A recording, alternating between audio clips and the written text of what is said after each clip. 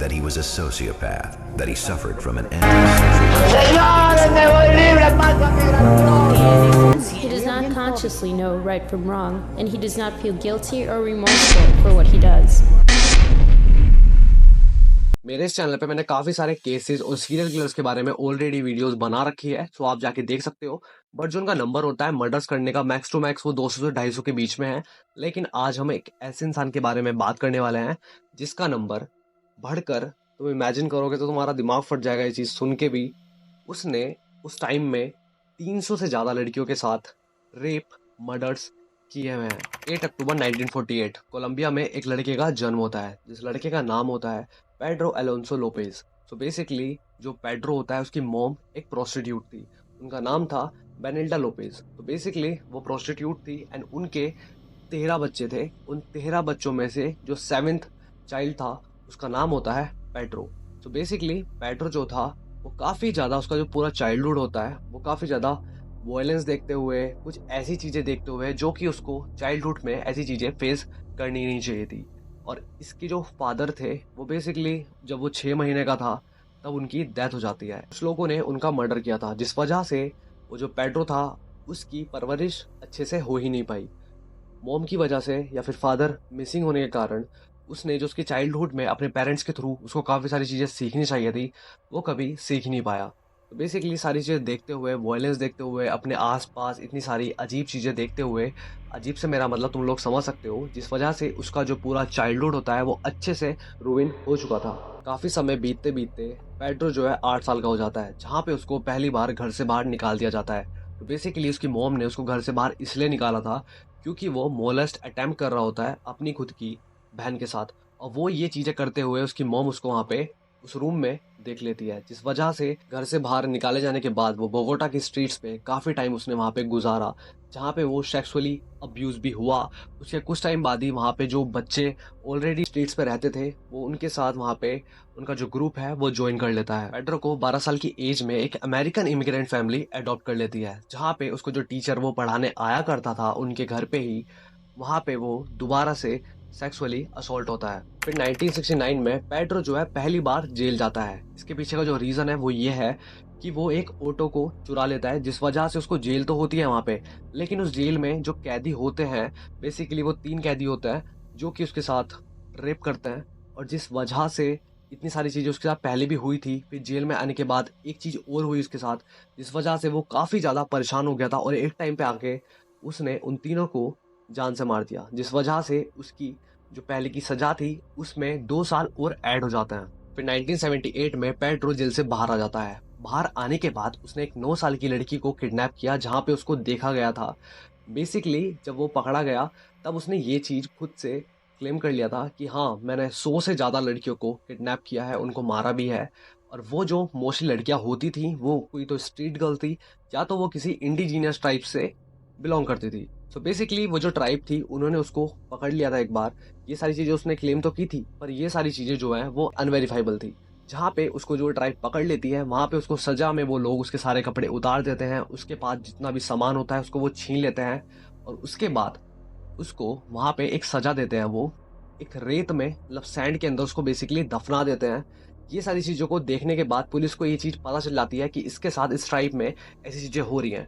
तब वो उस ट्राइब वाले से रिक्वेस्ट करते हैं और वहाँ से जो है पेड्रो को ले जाते हैं पुलिस स्टेशन में। पेड्रो को पुलिस उस कंट्री से एक्सपेल कर देती है, जहाँ पे उसके बाद वो दोबारा से जो वो करता आ रहा था इतने सारे मर्डर्स, उनका सिलसिला वो दोबारा से शुरू कर देता है। कुछ टाइम बाद ही काफी सारे किडनैपिंग के केस सामने आने लग जाते हैं, जहाँ पे पुलिस अपनी इन्वेस्टिगेशन तो शुरू कर देती है, बट उनको यहाँ पे कुछ भी क्लू मिलता ही नहीं है किडनैपिंग से रिलेटेड। बट उनके दिमाग में एक चीज काफी ज्यादा दौड़ रही होती है कि वहाँ पे इतनी ज्यादा इंक्रीज हो रही थी ह्यूमन ट्रैफिकिंग, तो उनको ये चीज यहाँ पे लगा कि शायद ये रीजन हो सकता है इतनी सारी किडनैपिंग्स होने का।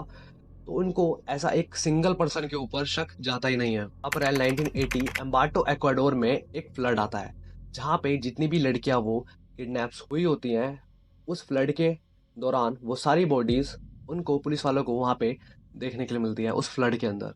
जहाँ पे उन्होंने जब इन्वेस्टिगेशन की तब उनको ये चीज़ समझ आ गई कि ये इतनी सारी लड़कियां यहाँ पे गायब हुई होती हैं, किडनैप जो हुई होती हैं, वो सारी बॉडीज इन लड़कियों की है। फ्लड के कुछ महीनों बाद कारविना अपनी 12 साल की लड़की मैरी के साथ मार्केट जा रही होती है। उस मार्केट में पहुंचते ही वहां पे एक इंसान उनको फॉलो करने लगता है जिसका नाम था पेड्रो, और वो उसको वहां पे किडनैप करने का भी कोशिश करता है। लेकिन वहां के जो लोकल मर्चेंट्स होते हैं वो उनको देख लेते हैं उस टाइम पे वो चीज करते हुए, तभी वहां पे पेड्रो पकड़ा जाता है।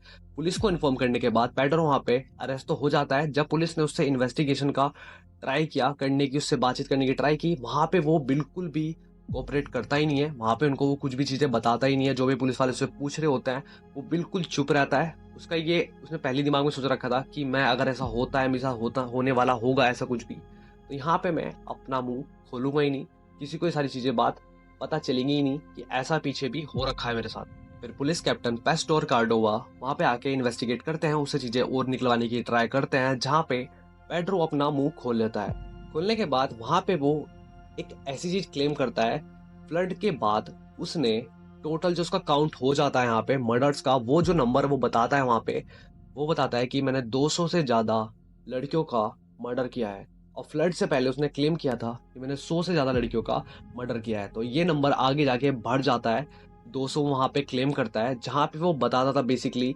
मैंने कोलंबिया में और इक्वाडोर, पेरू में ये सारे जितने भी मर्डर्स हैं इन जगह पे किए हुए हैं। और मैं बेसिकली कैसे उन चीज़ों को करता था, मैं कोई भी शांत जगह होती थी वहाँ पे उनको ले जाता था, जहाँ पे मैं उनके साथ मर्डर करता था, उनका रेप करता था, एंड देन उनको जान से भी मार देता था। पेड्रो से इन्वेस्टिगेट करते हुए पुलिस वालों ने उसका जो मेन रीज़न था इतने सारे मर्डर्स करने का, इतने सारी लड़कियों को मारने का, उससे एक रीज़न पूछा गया कि तूने ये सारी चीज़ें की क्यों है। तो उसका यहाँ पे कुछ बोलना ये था, I lost my innocence at the age of 8 so I decide to do the same to as many. ये बात बोलते ही, ये सारी चीजें कन्फेस करते ही पुलिस वालों को इंस्टेंट 53 विक्टिम्स की बॉडीज मिल जाती हैं, जिनमें से 10 जो लड़कियां होती हैं वो इक्वाडोर में किडनैप हुई होती हैं। पेड्रो ने काफी सारे मर्डर्स क्लेम तो किए थे, बट जहाँ पे जितना भी उनके पास पुलिस वालों के पास वहाँ पे एविडेंस मिलता है, उसको वहाँ पे सिर्फ 16 साल की जेल होती है। उस टाइम पे जो मैक्सिमम उस जगह की जितनी भी सारी जेल्स थी उनकी मैक्सिमम जो है वो 16 साल की सजा थी। कुछ भी क्राइम करता है कोई बंदा तो मैक्स टू मैक्स उसको 16 साल की सजा वहां पे सुनाई जाती थी उस टाइम पे। गार्सिया मैरिनो प्रिसो जेल में वो 2 साल पहले ही जेल से बाहर आ जाता है, मतलब वो 16 साल की उसको जेल वहां पे सुनाई जाती है, पर वो 2 साल पहले ही जेल से बाहर आ जाता है। इसके पीछे का रीजन उसने एक इंटरव्यू में बताया, अच्छा बिहेवियर चलने की वजह से वो जेल से बाहर आ जाता है। उसने उस इंटरव्यू में ये चीजें बताई, और वो अपने आप को उस इंटरव्यू में एक ऐसी चीज बोलता है जो कि काफी ज्यादा शॉकिंग थी। वहां पे वो इतना प्राउडली इस चीज को बोलता है, I am the man of the century. उसके कुछ टाइम बाद ही पेड्रो को इलीगल इमिग्रेंट बताकर उसके अगेंस्ट केस हुआ। उसको बेसिकली पागल डिक्लेयर कर दिया गया था, जहाँ पे वो एक मेंटल हॉस्पिटल में भी काफी टाइम रहा। उसी के 1 साल बाद 1998 में उसको उस हॉस्पिटल से रिलीज तो कर दिया जाता है, लेकिन उसके साथ कुछ कंडीशंस जुड़ी होती है, जैसे कि उसको $70 पे करने थे। उसके बाद जो भी वो रेगुलर किस जगह पे जा रहा होता है, उसकी जो सारी रिपोर्ट्स होती हैं वो ठीक है या नहीं है, उसको रेगुलरली ये चीज़ वहाँ पे एक पुलिस स्टेशन में वो सारी चीज़ें बतानी होती थी, या फिर उसको उस हॉस्पिटल में ये चीज़ को इन्फॉर्म रेगुलर बेसिस पे करना होता था। लेकिन उसके कुछ टाइम बाद ही वो वहाँ से फरार हो जाता है। उसके बाद वो देखने के लिए मिलता ही नहीं है काफ़ी टाइम के बाद तक। फिर उसके अगले साल ही नेशनल सिविल रजिस्ट्री में देखने के लिए मिलता है। फिर 2002 में काफ़ी सारे मर्डर्स के केस सामने आता है, जहाँ पे उनका सीधा शक उसके ऊपर जाता तो है, जहाँ पे कोलंबिया नेशनल पुलिस और इंटरपोल उसके अगेंस्ट वारंट निकाल देती है। फिर 2005 में उस वारंट को हटा दिया जाता है। फिर उसके बाद 2012 में जुनुआ में एक मर्डर होता है जिसमें पेड्रो का नाम निकल कर आता है। फिर 2006 में most prolific serial killer Guinness world record में पेड्रो का नाम आता है। The law did not allow for consecutive sentences. Even if you kill 1 or 1,000, it's 16 years. Lopez was right. His sentence amounted to 4 months for every girl he murdered. The fact that he only Lopez was transferred to the Garcia Moreno, a prison in Quito, Ecuador. He was kept in Papayón D, the wing reserved for murderers and rapists. Lopez passed his days alone, smoking bazuco, scribbling in a diary, and carving coins with Jesus on one side and the devil on the other. I have always lived in poverty, and I haven't been